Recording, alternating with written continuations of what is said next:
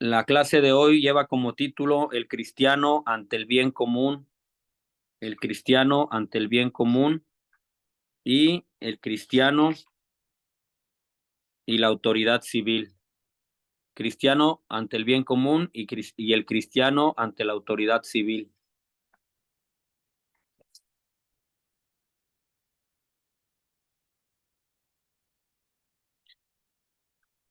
¿Qué relación tiene las leyes dadas por la autoridad civil con las leyes dadas por Cristo? Es una pregunta, con eso iniciamos. ¿Qué relación tienen las leyes dadas por la autoridad civil y las leyes dadas por Cristo?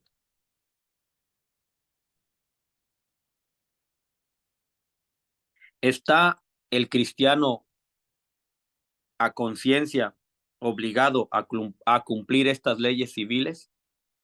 Hace poco, no sé si fueron 2 o 3 domingos atrás, nos encontramos con ese texto bíblico en el Evangelio donde dice dar al César lo que es del César y a Dios lo que es de Dios, que desde mi punto de vista tiene varias interpretaciones. Entonces, ¿está el cristiano obligado en conciencia a cumplir estas leyes? Ciertamente estas interrogantes no carecen de actualidad, especialmente en los países de América Latina, donde los regímenes dictatoriales o democracia restringida, más o menos vendidos, o la ideología del neoliberalismo. Por otra parte, son cada vez más los cristianos partidarios de utilizar el método de la desobediencia civil. Según el autor, cada vez hay más cristianos eh, partidarios en utilizar.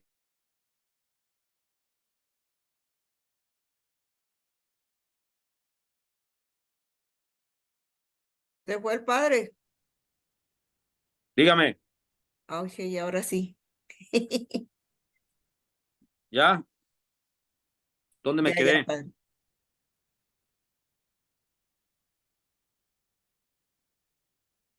Entonces, cada vez son más los cristianos que en América Latina ahí manifiestan una desobediencia civil. En mi país, en México, les llaman grilleros, o sea, gente que no son políticos, solo les gusta hacer bulla y al final no se sujetan a las normas establecidas por el Estado, al gobierno, solo les gusta hacer grilla. En México dicen grilla, grilleros. No sé acá en Costa Rica cómo les digan. O les dicen que parleros o cómo. En el populacho le dicen bombetas, que se Ah, ok. meten a todo y no hacen nada. Ajá, algo así. Alboroteros también, Ajá. Pero alborotan y no hacen nada. y al final desobedecen, o sea, no es gente que se sujete a las normas, al final desobedecen, están en contra de todo, rechazan toda cualquier propuesta del gobierno, al final solo son grilleros y gritan a los cuatro Charlatanes vientos. también.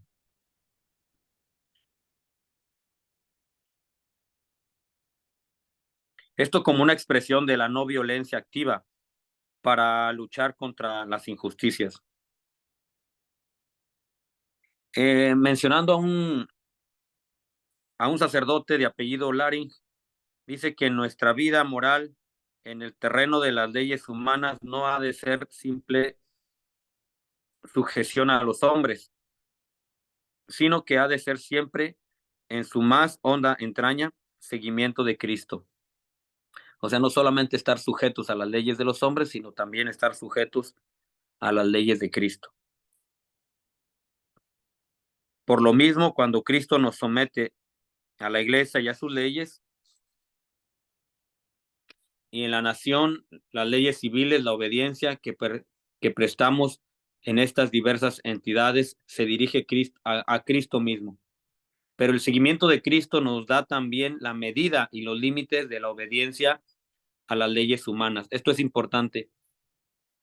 El seguimiento de Cristo nos da también la medida y los límites de la obediencia a las leyes humanas o las leyes civiles. O sea, si yo sigo a Cristo como se debe, realmente soy un verdadero ciudadano y estaré pendiente, atento de cumplir las leyes civiles como se deben.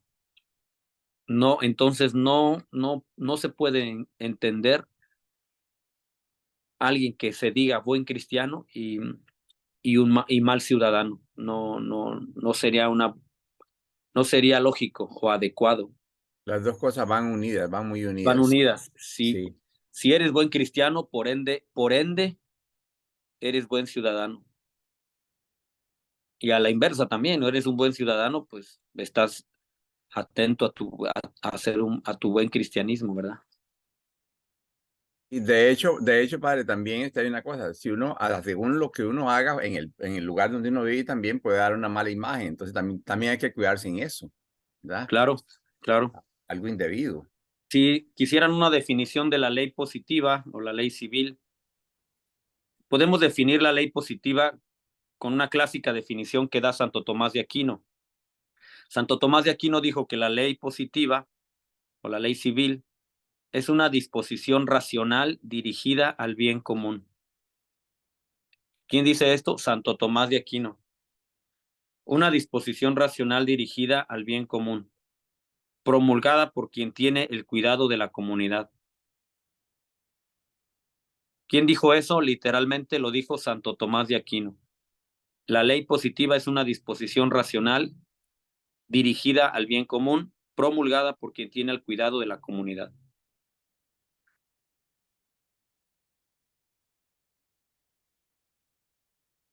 Es importante recalcar el punto fundamental de esta definición, porque en el que está de acuerdo todos los autores católicos, la ley debe ser una ordenación dirigida al bien común. Entonces, ¿qué debe ser la ley civil? Una ordenación, o sea, está bien ordenadito hacia el bien común.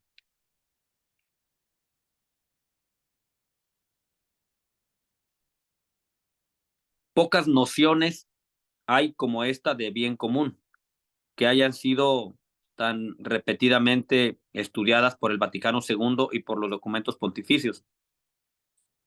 La Declaración sobre la Libertad Religiosa lo define así: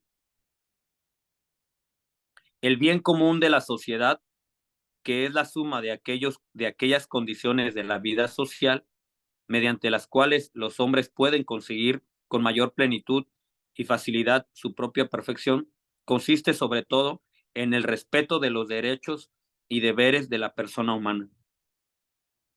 El bien común de la sociedad consiste en el respeto de los derechos y deberes de la persona humana.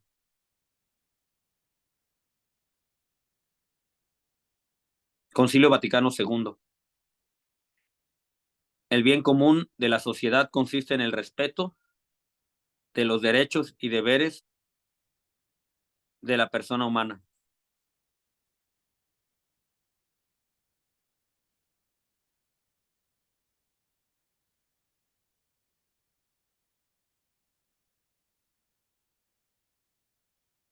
Creo que lo dicho hasta aquí nos permite afirmar claramente que toda ley que no esté ordenada al bien común, o dicho de otro modo, que no respete los justos derechos de la persona humana, es decir, toda ley injusta, no obliga.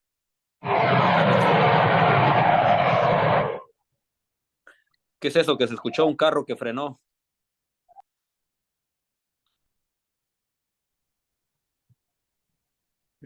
Creí que era un avión aterrizando, más bien. Sí, como un avión que aterrizó. Ese fue Carlos Luis. No, fue que yo abrí la puerta sí, abrí la puerta para que me entrara más señal y están venteando vapor, entonces suena como un avión. Ok, atención aquí donde dice que toda ley que no esté encaminada, ordenada al bien común o a respetar los derechos de la persona humana es una ley injusta y no obliga. Por la sencilla razón de que ya no es ley. Sí, ya no sería ley.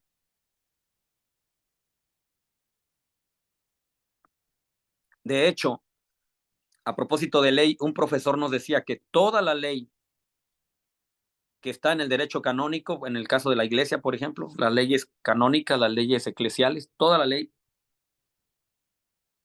está a favor al favor del cristiano, a favor del hombre. No hay ninguna ley que esté en contra o que le esté haciendo daño, sino no tendría sentido la ley eclesial, la ley en la iglesia. Obviamente, incluso hay leyes que restringen, hay leyes que amonestan, pero todo en vistas o en virtud del bien de la persona humana. Si no, sería ilógico. Sí, ilógico y irracional, no tendría sentido una ley en la misma iglesia que ataque al mismo hombre o que vaya en contra del mismo hombre. Y bueno, en el caso de la ley civil, pues cuando esta no va ordenada al bien común o a respetar los derechos de la persona humana, es una ley injusta, no obliga y sencillamente no es ley, porque le falta algo esencial, que esté ordenada al bien común. Entonces, por ahí podemos como descubrir en qué momento darnos cuenta que no es una ley justa cuando no esté favoreciendo al bien común. Conviene, sin embargo, tener presente que el bien común puede conseguirse directa o indirectamente. Así, por ejemplo, una ley que exime de ciertos impuestos a los que fabriquen determinados productos. Es una ley que mira directamente al bien de estos fabricantes, pero indirectamente es posible que busque el bien común al conseguir que este modo de evitar grandes pérdidas en divisas al no tener que importar estos productos del extranjero. O sea, en realidad pareciera que le hicieron solo el bien al empresario, pero en realidad esto va a recaer en el bien común porque al rato bajaron los precios para las personas. ¿Sí me explico aquí?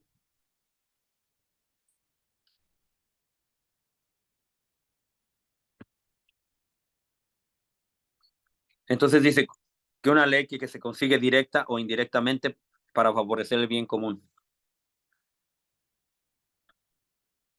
Es necesario también saber distinguir entre las leyes injustas y las leyes imperfectas. Una cosa son leyes injustas y otra cosa son leyes imperfectas.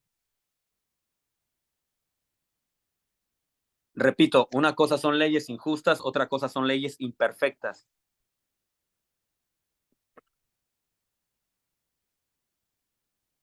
El hombre que no se guía por el amor, sino por el egoísmo, fácilmente caerá en la tentación de considerar como ley injusta toda norma que le exija salir de sí mismo y sacrificarse por el bien de la comunidad. En ese momento se puede hablar de ley injusta. La persona que no se guía por el amor, sino por el egoísmo, fácilmente caerá en la tentación de considerar como ley injusta toda norma que le exija salir de sí mismo y sacrificarse por el bien de la comunidad. Entonces, para él, esa ley es injusta. Qué injustos que son conmigo, porque en realidad él no se rige por la ley del amor y él ve esa ley como injusta. De hecho, puede suceder también con los hijos, los adolescentes o los jóvenes. Eh, el papá o la mamá les ponen ciertas restricciones y ellos los ven como injustos, como injustas, porque en realidad por la edad que tienen o por el mundo en el que viven, ellos tienden a ser egoístas. Y entonces ven como injustas las leyes de los papás o de las mamás. Qué injusta es mami conmigo. No, hijo, no es injusta. Lo que pasa es que tú eres muy egoísta y esa ley que ella te está poniendo la calificas como injusta. En la vida actual, los fenómenos sociales y políticos son complicadísimos y muchas veces es verdaderamente difícil saber qué es lo que exige el bien común teniendo en cuenta los distintos puntos de vista. Por lo mismo, una ley puede seguir siendo justa, aunque en ciertos aspectos del bien común se ven postergados ante la urgencia o la importancia de otros aspectos dentro de una justa jerarquía de valores. A veces la ley no puede indicar lo mejor, sino lo bueno o lo menos malo. Atención en esto. A veces la ley no puede indicar lo mejor. A veces solamente te indica lo bueno o te indica lo menos malo. Repito, a veces la ley tal vez no te está indicando lo mejor, pero te indica lo bueno, o en ocasiones te indica lo menos malo. Y aquí entra un tema que es el tema de la obediencia. Ciertamente el problema de la obediencia a las leyes humanas imperfectas nos debe ayudar a no poner toda nuestra confianza en una justificación por las obras de la ley. La persona humana y las comunidades sociales, económicas y políticas viven mediante el derecho, pero no del derecho. El hombre y la sociedad solo pueden vivir del amor. Una de las principales y necesarias expresiones del amor, dada la índole social del hombre, es el derecho. Pero este tanto vale desde la perspectiva ética en cuanto a manifestación del amor al otro. Este amor que se concretiza en el respeto activo de los derechos humanos de cada una de las personas que Dios ha puesto en nuestro camino. Lo legal no siempre se identifica con lo justo. En muchos países del tercer mundo, pagar a los obreros el salario mínimo puede ser legal, pero también puede ser injusto y por lo tanto inmoral. Escuchen esto, en algunos países pagar a los obreros el salario mínimo puede ser legal, pero también puede ser calificado como injusto y por lo tanto inmoral. Pero el patrón dice, pero estoy pagando lo justo, eso es lo que marca la ley. Es por eso que la imperfección de la ley humana será incluso un bien para el cristiano. Si lo preserva de permanecer estancado en una obediencia puramente exterior a las leyes terrenas, civiles o eclesiásticas. Si la ley ayuda a comprender que por encima de la letra que mata hay un espíritu que vivifica, lo cual no se opone a que normalmente el mejor modo de vivir el espíritu de una ley consistirá en actuar según su letra. El mejor, vuelvo a repetir esto, atención aquí, el mejor modo de vivir el espíritu de una ley consistirá en actuar según su letra, siempre y cuando esta ley vaya enfocada al bien común o vaya guiada para defender los derechos de la persona. Si esa ley se vive según el espíritu, entonces estará viviendo según su letra. Y esto no como esclavos, porque aquí alguien puede pensar que somos esclavos de la ley. Esto no como esclavos, sino movidos por el espíritu, por el amor a las personas concretas que componen la sociedad o cuyo bien estamos contribuyendo con la observancia de la ley.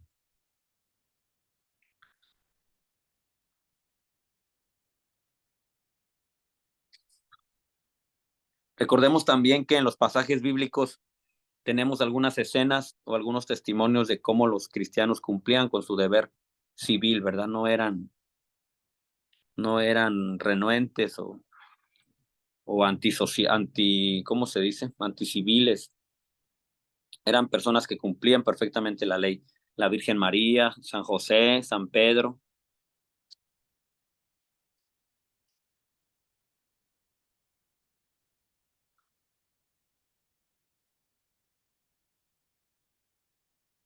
El cristiano y la autoridad civil.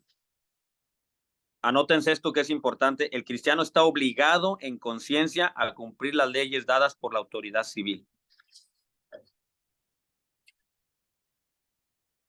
Como le dijo Jesucristo a Pedro, ¿se acuerdan? Le dijo, Pedro, ve y paga, no te metas en problemas.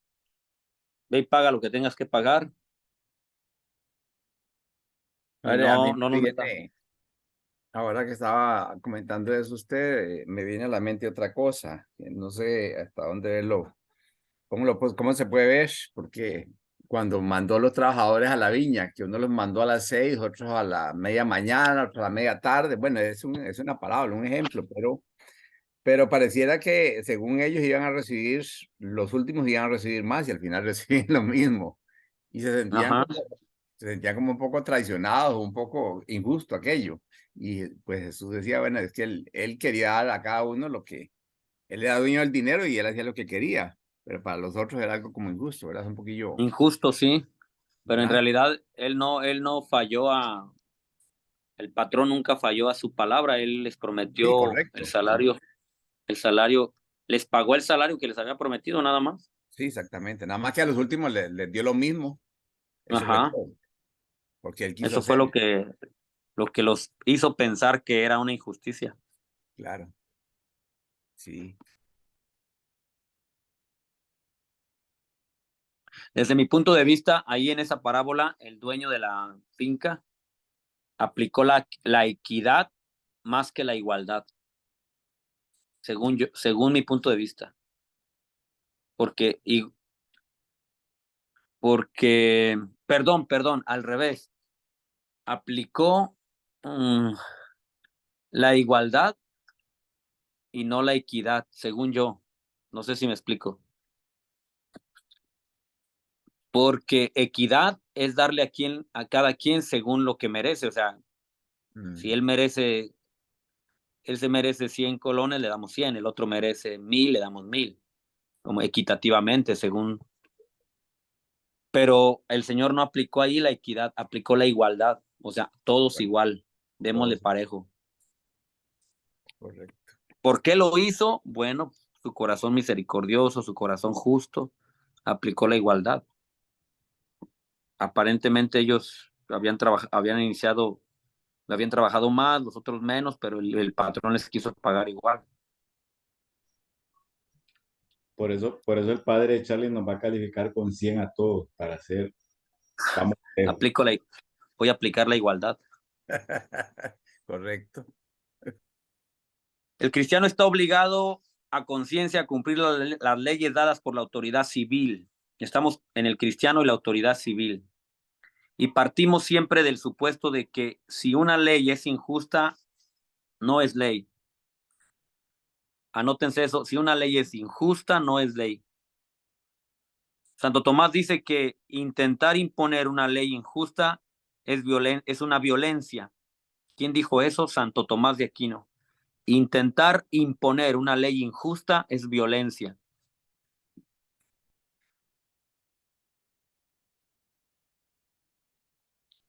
Se trataría de lo que los documentos de Medellín y de Puebla nos dicen, llaman violencia institucionalizada.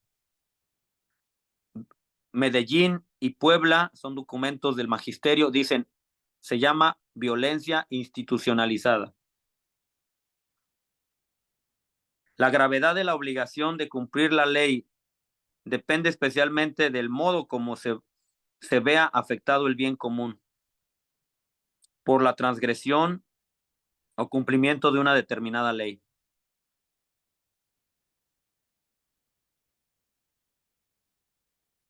Racionalmente, la obligación, ¿por qué estamos obligados a cumplir la ley?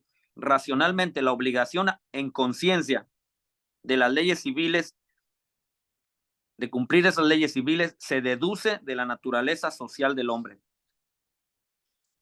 Somos seres sociables por naturaleza, de ahí se deduce que estamos obligados a cumplir la ley en una sociedad.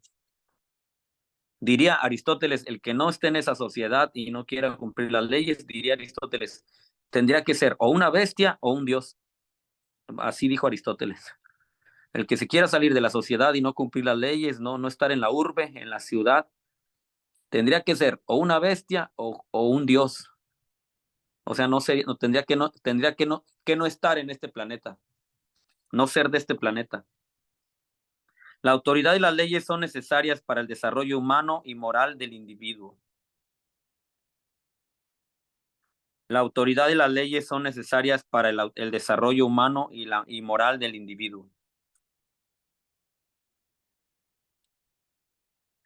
Y esto no solamente a causa del pecado, sino porque a fin de que por la pluralidad de pareceres no parezca la comunidad política, es indispensable una autoridad que dirija la acción de todos hacia el bien común, no mecánica o despóticamente, sino actuando principalmente como una fuerza moral que se basa en la libertad, en el sentido de responsabilidad de cada uno. Es pues evidente, como dice el concilio, que la comunidad política y la autoridad pública se fundan en la naturaleza humana y por lo mismo pertenecen al orden previsto por Dios. La dignidad de la persona humana exige la obligación de contribuir en la medida de las propias fuerzas a la consecución del bien común de las sociedades a las que pertenece. Todos estamos obligados a contribuir al bien común. De ahí también se deduce que si una familia no colabora o no produce, por así decirlo, no da frutos que favorezcan al bien común, está fallando esa familia. Imaginemos que a veces uno se pregunta quiénes son los padres de este drogadicto. Con todo respeto, o sea, no, sin señalar a nadie, pero esa familia, ¿qué frutos dio a la sociedad, verdad? ¿Quiénes son los papás o las mamás de esos delincuentes que andan en la calle? Ahí están. ¿Cómo ven ustedes esto? Ahí estaríamos, no sé si decirlo, culpando a los padres de ellos porque el bien común, el bien que le estarían haciendo a la comunidad no se logró. Afectaron a la comunidad con sus malos frutos. En este caso, los hijos, que ahora son delincuentes, ahora son los que están robando, están matando, no sé si me explico. Padre, suena muy bien, pero dame un ejemplo. ¿Dónde está una sociedad que ha hecho eso?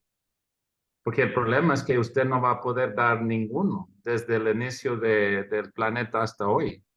No es contra ti, solo es para discutirlo. Esos son ideales.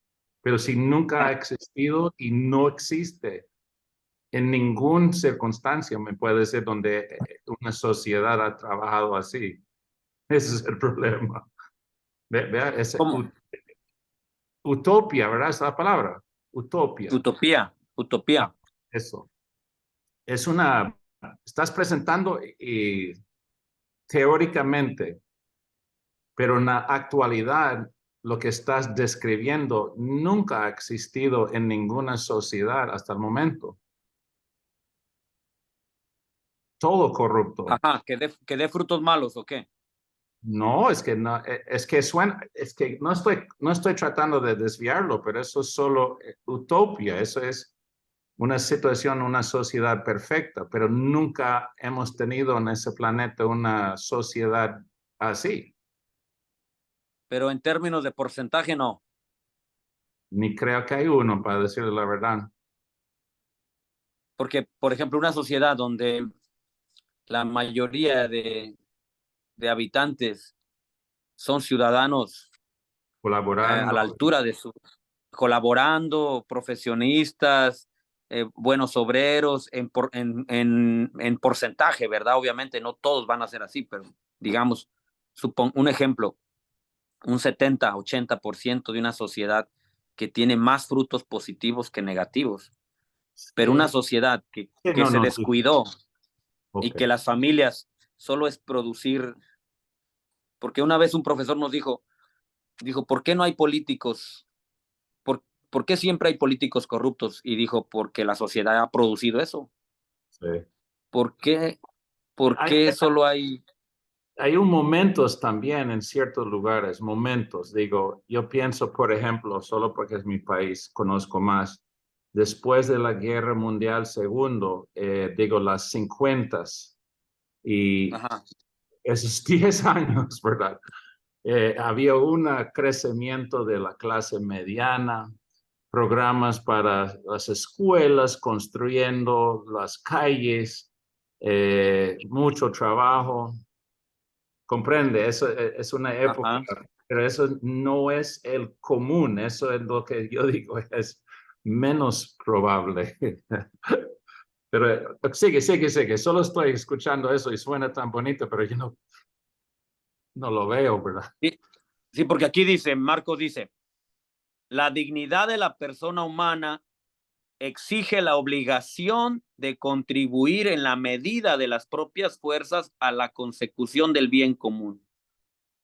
O sea, yo como persona humana con mi dignidad estoy obligado a contribuir en la medida de mis propias fuerzas a la consecución del bien común de la sociedad a la que pertenezco.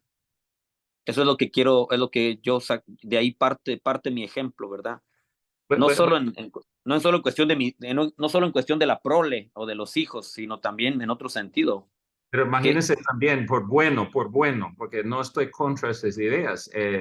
Si tomamos Jesús como hombre, dejar el parte divino afuera, solo un momento, él murió tratando de traer la justicia, ¿verdad? Él vio un mundo desequilibrado en ese momento y era la voz de los pobres, de los marginalizados, ¿verdad?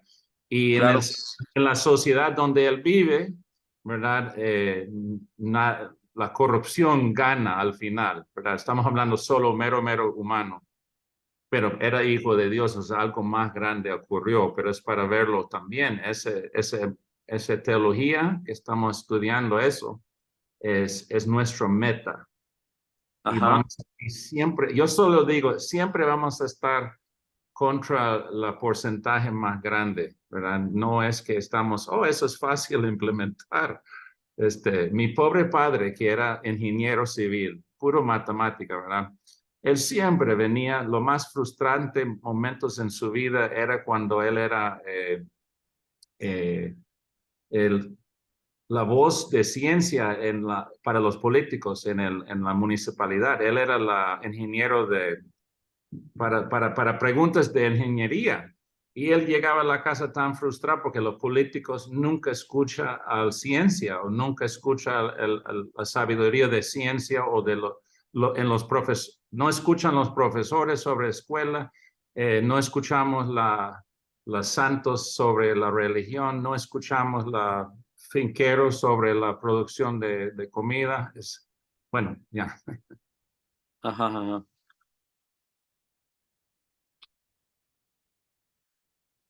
De esta obligación se deriva la necesidad de respetar y cumplir las leyes dadas por la legítima autoridad en orden al dicho bien común. La Sagrada Escritura, por su parte, nos enseña claramente la obligación en conciencia. Aquí es importante hacer notar esto, la obligación a conciencia. No es una obligación, ¿cómo les diré? A ciegas, ¿verdad? Es una obligación a conciencia. Externa. ¿Perdón? No es, Sí. No es externo, es interno, mi propio. Es interno. Sí, a la luz de la conciencia, dice, una obligación a la luz de la conciencia de las leyes civiles, haciendo derivar la autoridad humana de la autoridad de Dios. En un texto clásico de San Pablo en la carta a los Romanos, en el capítulo 13, versículo del 1 al 7, San Pablo dice, carta a los Romanos, capítulo 13, versículo del 1 al 7, todos han de estar sometidos a las autoridades constituidas, que no hay autoridad sino por Dios. Y las que hay por Dios han sido ordenadas, de manera que quien resiste a la autoridad resiste a la disposición de Dios. O sea, San Pablo dice, la ley viene de Dios y está reflejada en las leyes civiles, por lo tanto obedezcan. Y los que la resisten se atraen sobre sí la condenación. ¿Quieres vivir sin temor a la autoridad? Haz el bien y tendrás su aprobación, porque es ministro de Dios para el bien. Pero si haces el mal, teme que no en vano lleva la espada. Es ministro de Dios, vengador para castigo del que obra mal. Por esto es preciso someterse, no solo por temor del castigo, sino por conciencia, dice San Pablo. Páguenles pues los tributos, pues son ministros de Dios ocupados asiduamente en ese oficio. Paguen a todos lo que deban. Paguen a todos lo que deban. A quien tributo, tributo. A quien aduana, aduana.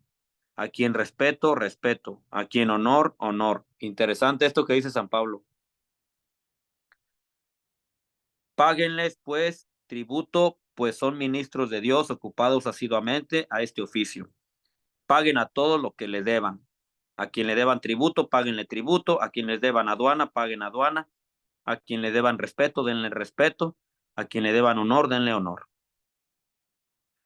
Y en la carta a Timoteo, San Pablo dice lo siguiente en la carta a Timoteo: amonéstales que vivan sumisos a los príncipes y a las autoridades, que las obedezcan, que estén prontos para toda obra buena. Por su parte, la primera carta de Pedro manda a los fieles y les dice: por amor al Señor, estén sujetos a toda autoridad humana, ya el emperador como soberano, ya a los gobernadores como delegados suyos, para castigo de los malhechores y elogio de los buenos. Primera de Pedro, capítulo 2. Una actitud aparentemente opuesta se encuentra en Apocalipsis. Allí el dragón, Satanás, transmite su poder a la bestia. San Juan nos presenta al Estado romano bajo la figura de una bestia terrible con 10 cuernos o 10 cachos y 7 cabezas que abre su boca en blasfemias contra Dios.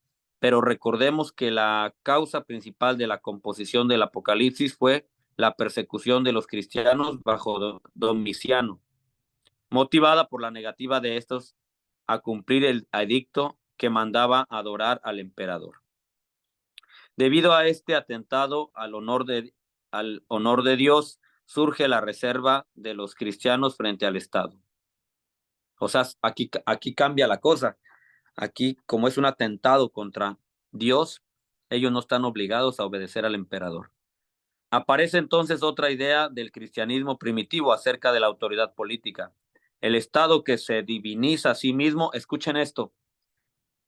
O sea, por un lado, la exhortación a que se cumplan las leyes civiles, que uno se someta, que seas un buen ciudadano, pero por otro lado, escuchen esto, por otro lado, cuando el Estado, ¿dónde estamos? Cuando el Estado se diviniza a sí mismo y desbordando los límites de su competencia, pisotea la ley de Dios, es un instrumento de Satanás. Escuchen esto.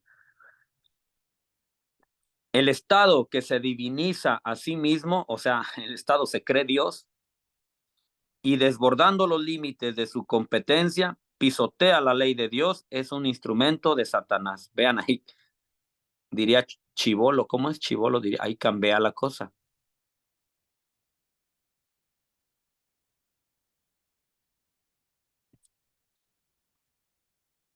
El Estado que se diviniza a sí mismo y desbordando los límites de su competencia, pisotea la ley de Dios, es un instrumento de Satanás. El Estado, pues, que sirve al bien común, es ministro de Dios y como tal debe ser obedecido. Vean ahí la diferencia. Si el Estado sirve al bien común, es un ministro de Dios y debe ser obedecido. Pero si la autoridad no está al servicio de los verdaderos intereses del ciudadano, deja entonces de ser el representante de Dios para convertirse en un obstáculo a la presencia de su reino. Se me viene un recuerdito de los discípulos cuando fueron a evangelizar, que los obedeciendo al mandato de anunciar el reino de Dios después de la resurrección, que los azotan, los meten en la cárcel, después los azotan y les prodigan. Ajá. Pero ellos dicen, tenemos que obedecer a Dios, primero a Dios que a los hombres. Es más importante obedecer primero a Dios que a los hombres. O sea que si hay dos leyes que van en contra, si van en contra, primero lo de Dios y después a los hombres. Ajá, muy bien. Y ahí, por ahí va el asunto. Por ahí va la procesión, dicen.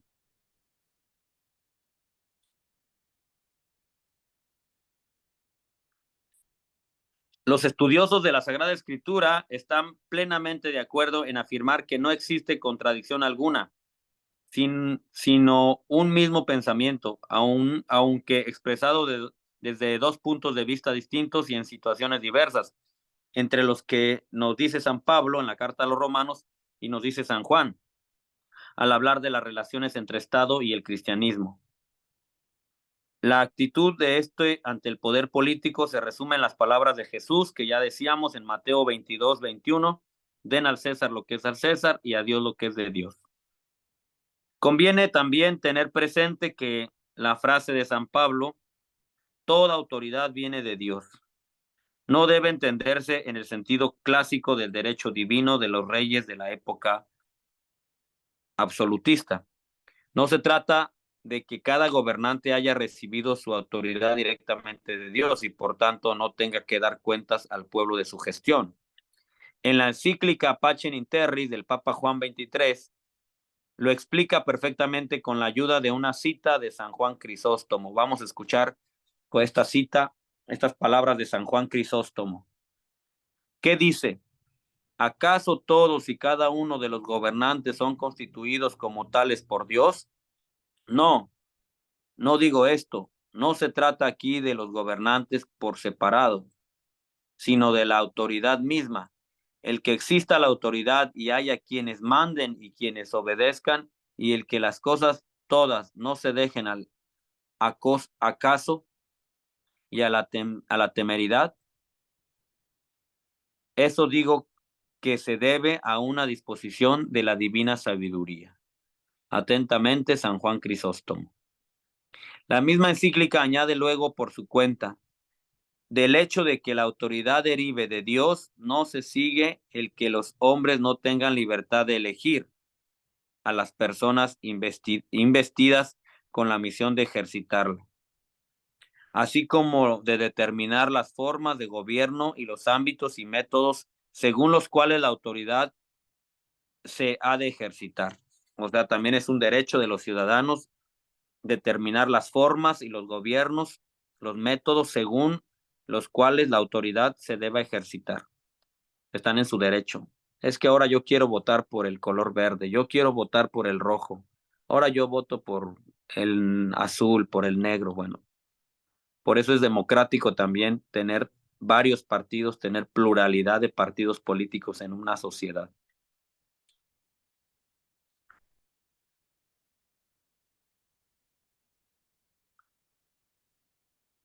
Por lo cual, la doctrina que acabamos de expresar es plenamente conciliable con cualquier clase de régimen auténticamente democrático.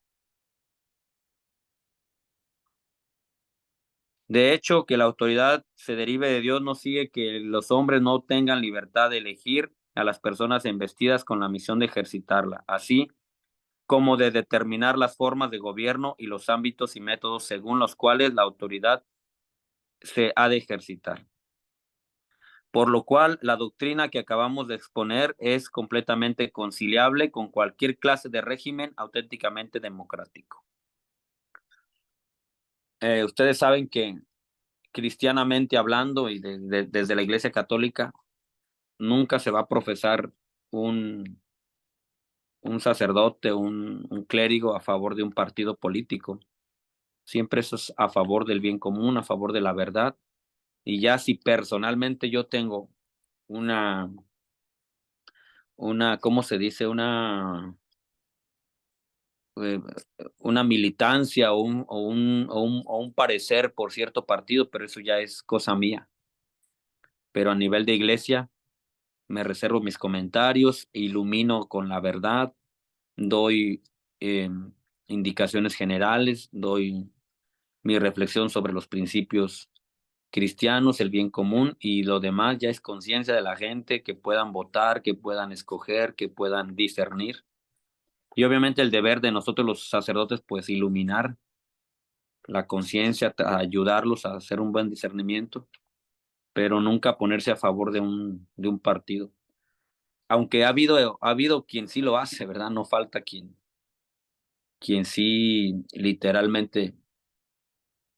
Allá en México teníamos un partido que los colores son es el partido, pero los colores, perdón, los colores son colores celestes.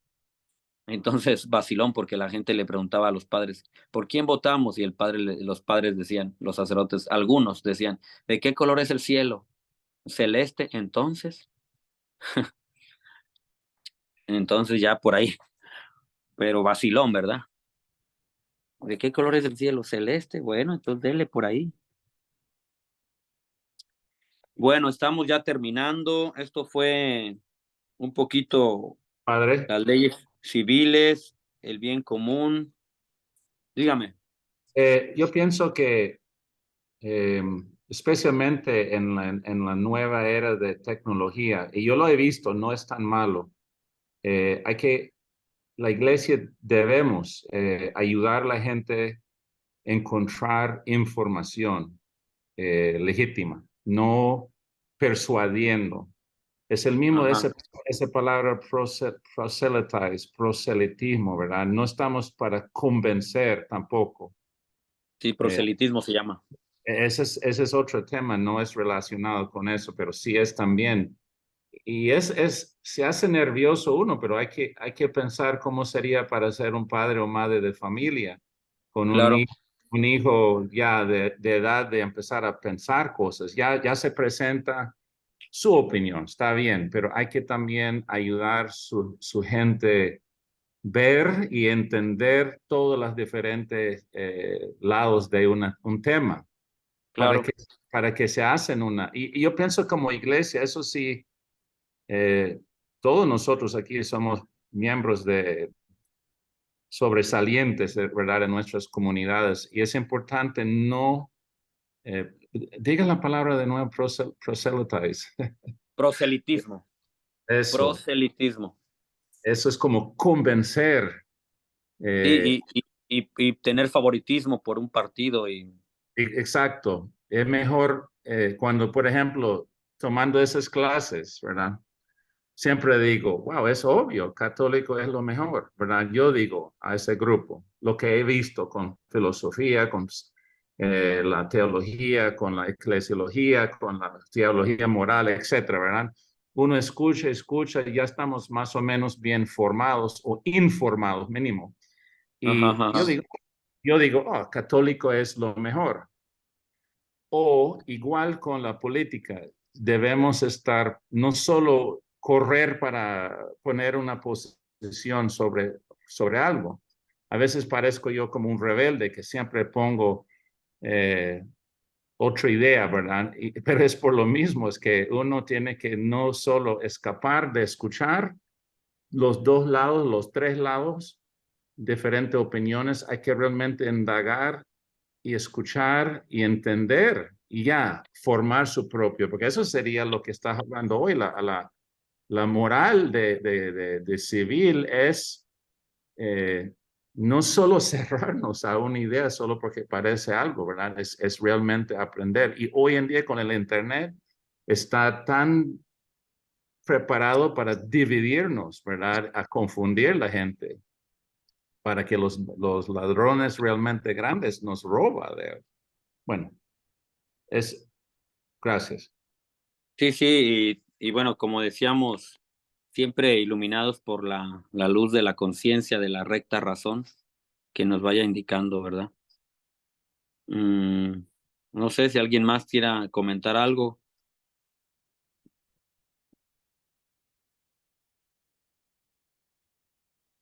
Eh, Que el creo, cielo siga siendo celeste.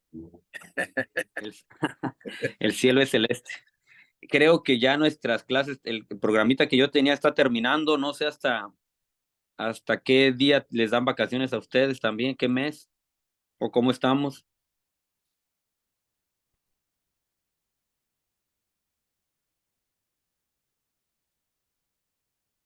No tiene más darnos, padre. No, hay más temas de moral, hay más. Me quedaron ahí pendientes algunos. Podemos, no más quisiera saber hasta qué mes quedan las vacaciones. Todo noviembre todavía. Sí, vamos No, no sabe. más o menos. Noviembre y parte de diciembre. Ok. Sí, porque todavía hay una temática de moral en cuanto a la familia, me gustaría tocar eso, moral matrimonial, esos aspectos me encargó el padre, ¿cómo se llama el padre? José Se me Eduardo. olvida Bolívar, el asesor de ustedes. Bolívar, José Eduardo. Bolívar, sí. Sí, Bolívar me encargó que una temática también sobre moral matrimonial, esa no la hemos abordado mucho. Entonces, ¿Por qué no lo dejas más, no pedazo de noviembre, solo noviembre ya? sí, puede ser noviembre, porque después viene Ya no, diciembre, navideño. viene todo bien encima, usted sabe. Sí. Ok, bueno, estamos a la orden. Vamos a hacer una oración para terminar en el nombre del Padre, del Hijo y del Espíritu Santo. Amén. Dios te salve María, llena eres de gracia, el Señor es contigo, bendita eres entre todas las mujeres y bendito es el fruto de tu vientre Jesús. Santa María, Madre de Dios, Madre de Dios, ruega ruega por los nosotros pecadores, ahora ahora y en la hora ahora de en la nuestra muerte. muerte. Amén. Gloria al Padre, al Hijo y al Espíritu Santo, Como era en el Como en como en el principio, ahora y principio, siempre, por los siempre por siglos de los los siglos de los siglos. siglos. Amén. Que el Señor esté con ustedes Y con tu espíritu. y la bendición de Dios Todopoderoso, Padre, Hijo y Espíritu Santo, descienda sobre ustedes y los acompañe hoy y siempre. Amén. Amén. Que así sea. Feliz noche. Que pasen una bonita noche todos. Felicidades, gracias.